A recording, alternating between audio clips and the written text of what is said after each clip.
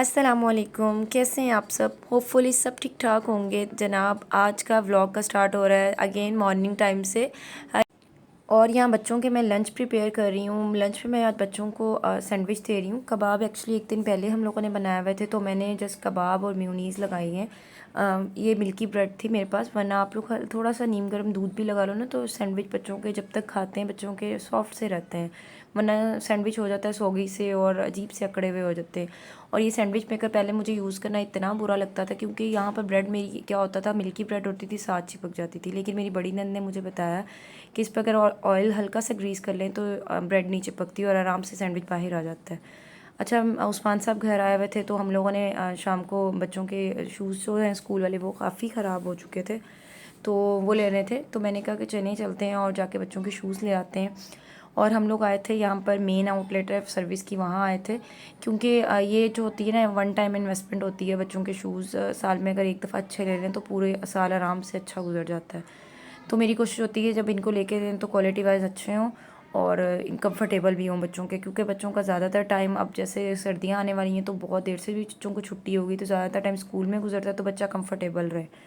तो खैर यहाँ आए हैं ना, 23% इनकी ऑफ़ भी लगी हुई थी।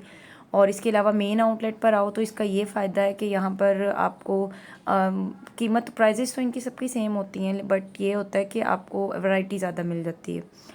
तो हम लोगों ने मेन आउटलेट चुना है। जो लोग मुल्तान में रहते हैं तो जी मैं बता दूं, कलमा चौक पर इनकी मेन आउटलेट है। तो वहाँ पर सब भी ब्रांड्स की मेन आउटलेट्स हैं, तो आप लोग वहाँ पर विज़िट कर सकते हैं। खैर आयज़ा को ये वाले शूज़ पसंद आए थे और काफ़ी कंफर्टेबल भी थे, तो मैंने ये वाले बाय करवा दिए हैं उसको। और इनकी एक्चुअल प्राइस 2300 थी, लेकिन 23% ऑफ के बाद आई थिंक ये हमें 17 इस तरीके समथिंग इसमें पड़े थे।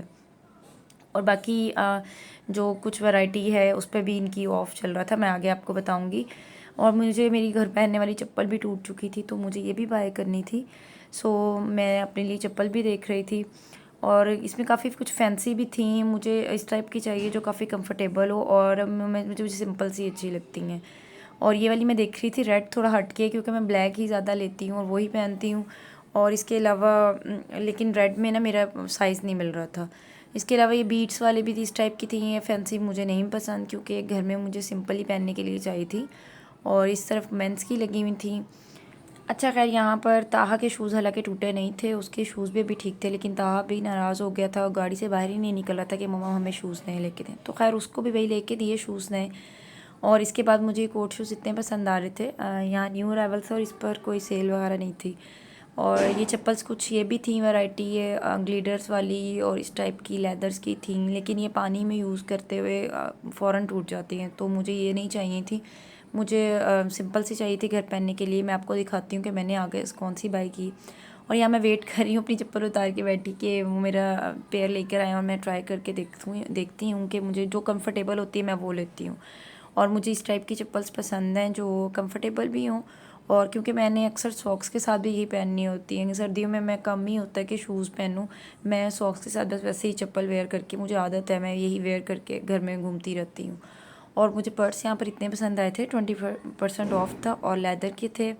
और इसके अलावा नीचे जो क्रॉस बॉडीज़ पड़ी हुई हैं इन पर भी 20% ऑफ था और इनके प्राइस बड़े रीज़नेबल थे। ये वाला जो था 1999 में था, लेकिन 20% ऑफ के बाद आप लोग खुद ही देख लो कि कितने में, क्योंकि मेरा मैथ्स बहुत वीक है। तो अच्छे रीज़नेबल प्राइस पे थे। और अच्छा, ये वाले जो शूज़ थे ये थोड़े से डिफेक्टेड थे, ये बता रहे थे, तो इन्होंने सेल में रखे हुए थे। मतलब थोड़ा सा माइनर सा डिफेक्ट जो हमें देखने में पता भी नहीं चल रहा होता, लेकिन ये क्योंकि ब्रांड है तो ये लोग जो इस तरीके का माल होता है ये उसमें सेल में लगा देते हैं। तो ये आराम से आपको 1100-1200 में चप्पल्स भी, शूज़, जॉगर्स मिल रहे थे। यहाँ जॉगर्स बहुत अच्छे थे, मुझे जॉगर्स वॉक के लिए चाहिए थे, लेकिन अभी फ़िलहाल मैंने कुछ भी इस तरह का बाय नहीं किया, क्योंकि मेरे ख्याल में ना अगर एक चीज़ अगर आपकी टूट जाती है और जब तक ज़रूरत नहीं है दूसरी चीज़ लेने की, तो फ़िज़ूल में लेकर मत रखें। पर्स भी मेरे पास ऑलरेडी बहुत ज़्यादा वैरायटी है, तो मैं नहीं लेती। जब मुझे लगता है मुझे नीड है, कहीं मुझे स्पेशल किसी जगह पर जाना है, तो फिर मैं बाय कर लेती हूँ, वरना अलमारियाँ कबर्ड भरने की कोई ज़रूरत नहीं है। और वैसे भी उतनी ही चीज़ें ख़रीदें जितनी आपको ज़रूरत है, क्योंकि हर चीज़ का आपको हिसाब देना है अल्लाह को। इसके बाद हम लोग चल रहे थे घर को, और हम लोग जैसी हालत में बैठे थे, हम हस्बैंड हमें वैसे ही ले आए थे, क्योंकि मैं आज काफ़ी बिज़ी रही हूँ पूरा दिन। जिस दिन उस्मान साहब घर आते हैं मुझे ये होता है कि मैंने उनके कपड़े वॉश करने हैं, पूरे हफ्ते के नेक्स्ट वीक के मैं प्रेस भी कर लेती हूँ। और मेरी कोशिश होती है मैं वीकेंड पर ना, संडे वाला दिन मैं ज़रा रिलैक्स हूँ, क्योंकि संडे वाले दिन मेरे हस्बैंड पूरा दिन घर पर स्पेंड करते हैं, तो मेरी भी कोशिश होती है हम लोग बच्चों को टाइम दें और अच्छा सा टाइम गुजारें। खैर रास्ते में अब मैंने अपने हस्बैंड से कहा था मुझे छल्ली खानी है, लेकिन यकीन माने घर तक रास्ते में कोई छल्ली वाला हमें नज़र नहीं आया था। और मुझे इतनी शदीद भूख लग गई थी, रास्ते में KFC नज़र आया, तो मेरे हस्बैंड ने मुझे बोला कि KFC से बर्गर ले लेते हैं, वो खा लेते हैं। लेकिन मैंने बोला नहीं, क्योंकि घर पे हम लोग ऑलरेडी ही पुलाव बन रहा था घर पे, और अच्छा खाना जब घर पे बन रहा है तो वैसे भी घर में हम लोग बाहर निकलते हैं तो हफ्ते में महीने में जस्ट सिर्फ एक बार हम लोग ज़्यादा बाहर का खाते हैं, वरना बाहर का मैं नहीं खाती। और हम लोग घर पे ही प्रेफर करते हैं कि जो भी है घर पर बनाया घर पे खाएं। घर आए तो मेरी जेठानी ने पुलाव बनाया हुआ था, बहुत मज़े का था, और साथ एक दिन पहले कबाब बनाए हुए थे, तो वो भी मैंने फ्राई कर लिए थे। और बस मिलजुल के हम लोगों ने खाना खाया और बहुत अच्छा टाइम गुजरा। और हम लोग ना फ्राइडे वाले दिन स्पेशल होता है कि हम लोगों के घर कुछ खाना बने, फ्राइडे को और संडे को, क्योंकि फ्राइडे वाले दिन भी अक्सर हमारे मर्द घर होते हैं, तो फिर हम लोगों की कोशिश होती है सब लोग मिल बैठ के खा लें, कुछ मीठा बना लें और इन्जॉय कर लें। यही होता है ना हम लोगों की, क्योंकि आजकल इतनी महंगाई हो चुकी है, इतनी टेंशन्स बढ़ चुकी हैं एक नॉर्मल बंदे के लिए, हर टाइम की कोई ना कोई टेंशन। जैसे आप लोग को पता होगा बिल्स इतने ज़्यादा आ रहे हैं, और जो मीडियोकर फैमिली है तो आजकल इस तरह के हालात चल रहे हैं कि वो लोग भी ट्रबल में हैं। तो जिन लोगों की पे ही इतनी हो कि 10,000 इस तरीके से, तो वो लोग किस तरह से गुजारा करेंगे मुझे नहीं पता। बस अल्लाह मियाँ सब पर अपने रहम करें और पाकिस्तान पर भी रहम करें। खैर मेरे हस्बैंड को मीठा बहुत पसंद है, और ये कलर्ड सेवइयाँ तो उनकी जान है, तो उन्होंने मुझे बोला कि ये बना दो। और मेरी बड़ी नंद बहुत अच्छी बनाती हैं, मुझसे हमेशा ख़राब बनती हैं, लेकिन मैं भी ट्राई कर रही हूँ कि मैं अच्छा बनाने की कोशिश करूँ। खैर मैंने यहाँ पर घी लिया था, क्योंकि मीठा बहुत अच्छा बनता है घी में। उसके बाद इसमें इलायची को ज़रा थोड़ा तड़फा लिया, और उसके बाद अब मैं इसमें सेवइयाँ ऐड करूँगी। 5-6 मिनट इसकी भुनाई करूँगी। और इस सेवइयों के बस कुछ टिप्स हैं जो बाजी ने मुझे बताई थी, तो मैं उन्हीं टिप्स को फॉलो करते हुए आज बना रही हूँ। तो क्योंकि वैसे तो ये बनाना बहुत आसान है, और आप लोग यही कहेंगे कि इतना कोई मुश्किल काम तो नहीं है, लेकिन इसमें थोड़ी ट्रिक है। मेरे हस्बैंड को खिली खिली पसंद है, एक तो बिल्कुल जुड़ी हुई ना हो, मतलब अगर पानी ज़्यादा डल गया है तो वो थोड़ी जैसे जुड़ जाती, इस टाइप की पसंद नहीं है। तो फिर उनको बनाना थोड़ा ट्रिक है। सो मैंने बाजी से बनवाई थी, पूछा था, तो 2-3 दफ़ा उन्होंने मेरे सामने बनाई, लेकिन फिर भी मुझसे वैसी नहीं बनी जैसा टेस्ट बाजी का है। लेकिन इस दफ़ा काफ़ी अच्छी बनी है, मैंने बिल्कुल वैसी ही बनाई और पूरे नीयत से बनाई। कहते हैं ना कोई चीज़ अगर बिल्कुल नीयत से बनाओ और खलूस से दिल से बनाओ तो वो अच्छी बन नहीं जाती। तो खैर मैंने अपने हस्बैंड को आज पूरी नीयत से बना के दी थी, वरना मेरी कोशिश होती है मैं इनको मीठा अवॉइड करवाती रहूँ और मीठा ना दूँ। और मैं इनको चाय में भी शुगर की बजाय शक्कर डाल के देती हूँ, या चाय में इतनी कम शुगर डालती हूँ कि ना होने के बराबर होता है। तो ये मुझे बोलते हैं मुझे शुगर तो नहीं है, लेकिन मैं बस हेल्थ इश्यूज़ की वजह से ही कहती हूँ कि शुगर हम आने वाले अरसे में हो सकती है। तो मैं ख़ुद भी जैसे अपना ध्यान रखती हूँ, तो मैं हस्बैंड को भी नहीं खाने देती।